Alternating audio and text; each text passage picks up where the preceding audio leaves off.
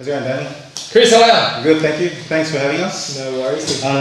So I've known you for a while now. You've Yes. been working in the area, building a lot of nice homes Yes. for families out there. Yes. So, how's your day been so far? Awesome. It's actually getting very warm, so we will put our jackets on to make sure we're looking all nice, but it's definitely very warm, so it's a good day. That's cool. The thing I like about you is I follow you on Instagram and Facebook, and I love your videos. Thank you. It keeps me motivated as well. I don't know how you do it, but you're at the gym early in the morning, you're pumping those weights. Yeah. I love it, man. Beautiful. Appreciate it. Thank you very much. Cool. So basically here today, just a quick chat. Beautiful. Little interview. So if you could just tell us a bit about yourself and your company. So Simone Homes have been in the industry for over 35 years. Yep. Can you tell us how it all started?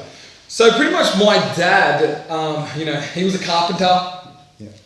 And then he got into building, and then I went left out of school, and between me and you, don't tell anyone, I actually followed my mum's footsteps first, and I was a hairdresser for a few months. And then that quickly sort of evolved, and I followed into my dad's footsteps and joined the family business, the carpentry, and then we did a lot of that, and then sort of from there, I've got 3 younger brothers, and over time the business just evolved, and we wanted to build a lot more homes for clients. So a lot of the building my dad done before was for himself, and now we're building for clients. So that's just sort of how in a short period of time, the short story of how Simone Homes is sort of founded and born. So excellent stuff. If only I had hair, I'll get you to cut my hair.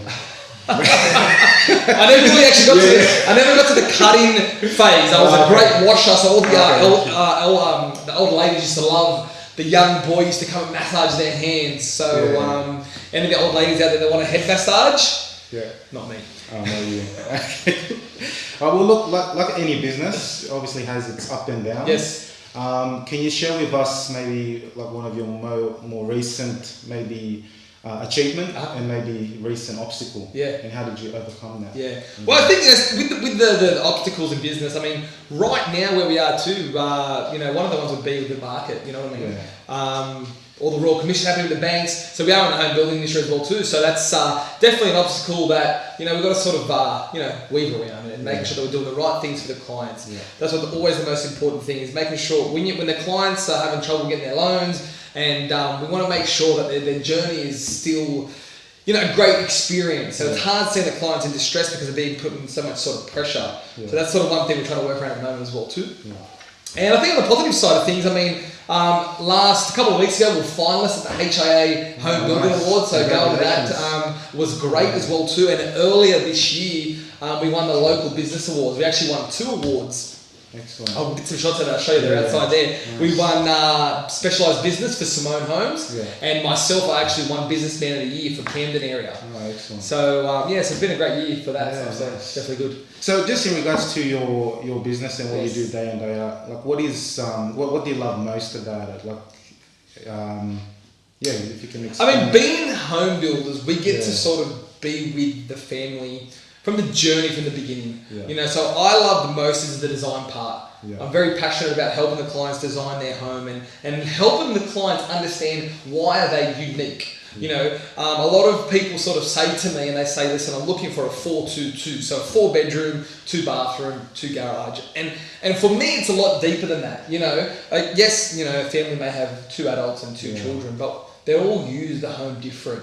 So I really love to go deep and understand the family's unique needs, extract that and put it into a home. So the design phase, I love design. And at the end of it, we get to hand the keys over to a family, they walk in, they're very happy. So really, I love the journey. It's the journey. Yeah. And do you have a why? Like, what's your why for doing what you do? Do you have a why? Yeah, you know what it is? I do have a why. I mean, and when it comes to a lot of things, I know a lot of people sort of say they're kids, and really, it does come down to the family and making sure that we set up a life for them. That I can provide a great life for them, my 2 kids, and for my wife as well too. So that's the sort of core part of the why, and also too, you're very ambitious as well too. So you want to sort of set goals and succeed in that. Just be grateful as well too. That I've learned. You just got to be grateful with the things that you have. 100%. And it just keeps you going. So no matter, even if it's a small, big obstacle, you can just think of why you're doing it. Exactly. And just push through it. Exactly right. And when like one of the things I've learned as well too, when you set these goals and you do things in life, when you actually put the bigger why and the bigger purpose behind them, it actually becomes a lot bigger than you. So it makes it a lot easier to do that sort of stuff. I love it.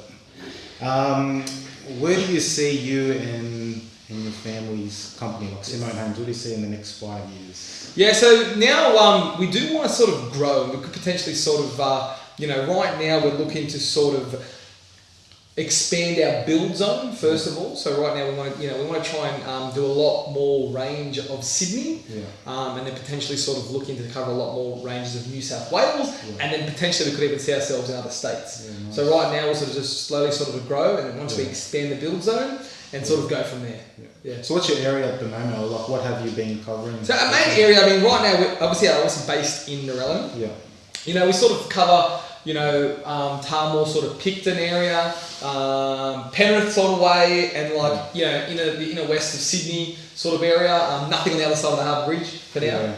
Definitely something we would like to go a bit later on, but just not just yet. So Just for the people out there that are looking at either starting their own business or they're in business, just to get a bit of insight on that, like knowing what you know now, what advice would you give to your younger self?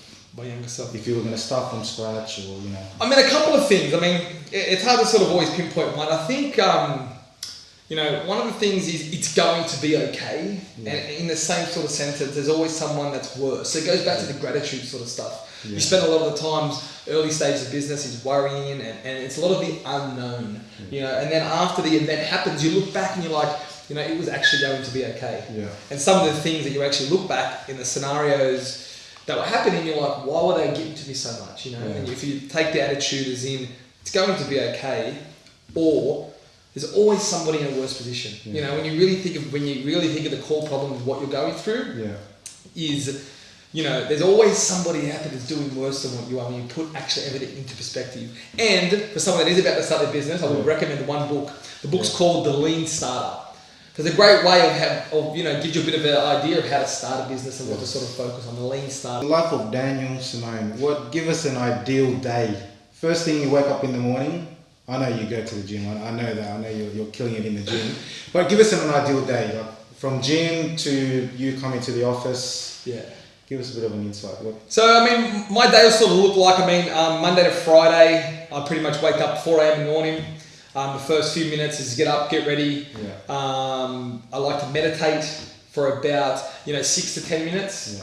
Then from then I go into some sort of personal development, reading a book, so some sort of learning that generally between 25 to 30 minutes we'll be doing sort of that, and then I'll pretty much head off to the gym around that 5 o'clock sort of mark, and that's the sort of time, just before I go to the gym is when I'll check my phone. So I like to dedicate that first hour of my day to looking at my phone. Hour of power. And really, because you can really, begin to look, you wake up and look at that phone, you just sort of, you check an email, it's something, you check social, so I really sort of dedicate that 1 hour just to sort of myself. And then bang, off to the gym, come home. It depends on the day. If I've got to head straight off, I may be able to see the kids, have breakfast with them. Or if not, head straight out, come to the office, networking, or whatever I'm doing in the mornings. And then just my general sort of day will continue through. And my main things here at Simone Homes is I take care of, the clients and the lead sort of stuff at the front, helping the clients with the design, so I'll manage all that sort of stuff. And then, and then we go home and spend time with the kids, and it's standard dad stuff, I suppose, when we go home. But I see you on site too. You do sometimes go on site. I go on site. I don't actually do any sort of work. We'll be on there, we'll do some videos or just checking on a few things. My father still takes care of all the sites. He's the actual supervisor. He's actually like managing the sites, and he loves it. He's super passionate about it. So really, when I just go on there, it's just to just to sort of check it out and see how things are going on. Now, I love your videos when you're on site too, because I think I told you this before. I wish I knew you and your family before me and my wife build. Yes. We'll sell it and we can build again. Yeah, I know. One day, for sure, I'll hit you up. What's your hobbies besides working out and do you have any hobbies? I do. So I love to train. I've been active, living a really healthy, active lifestyle is definitely a hobby of mine.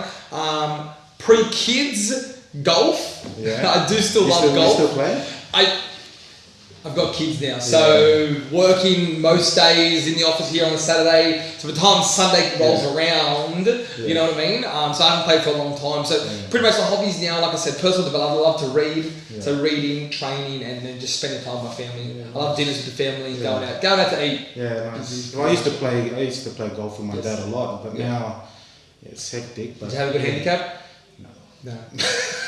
I think I got to about 18. I love the water. When I see water, for some reason, my ball is into the water. Well, yeah, one day we should definitely tee something up and have a swing. Definitely, sure. And my last one is I talk about motivation and things like that. Is there a particular song that you love pumping up in your car? When you wake up in the morning, you're in the gym and you need to get yourself in the groove. Yeah. Is there a song that you love or that's high rotation in your Spotify?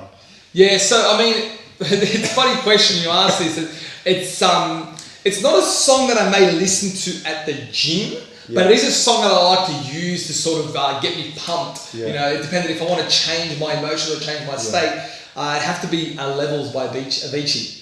Nice. That would be sort of my go-to song to get me sort of rocking and rolling. Nice. And that's it. So just to end our convo here. Tip of the day. Can you offer a free tip for the audience out there? Yeah, definitely. To building. Yeah. So with the tip of the day, I mean, what I wanted to do, I wanted to make sure that one of the things that we see and people are most worried about when it comes to sort of building is going to be site costs. So I thought it's definitely a great idea to sort of give them a bit of advice around the site. So when you're going out to buy a block to build your home, often a block can actually seem level. So people may make the assumption that they're buying a great block. Now, one tip would be to understand the cut and fill on that project. On that piece of land. Now, yes, it may seem flat, but if they've actually filled the site and it could have 2 or 3 meters of fill, then we actually have to dig down to get to the actual solid ground. So, same block, 2 or 3 meters of fill versus half a meter to a meter fill can be $5,000 to $10,000 difference when it comes to the site cost. And you could be thinking you're buying a $5,000 or $10,000 cheaper block. All right, so just keep that in mind when buying a block, just to have a quick little bit of understanding of the cut and fill. And by all means, you can also reach out to myself or anyone that you do know, just to give it a quick check over before you do buy that block you're going to be building your dream home on. So that's it, guys. Excellent tip. Thank you for coming out. Thank you very much. See you guys. See you soon. There you go, guys. If you liked the video, please like and subscribe, and I'll see you soon.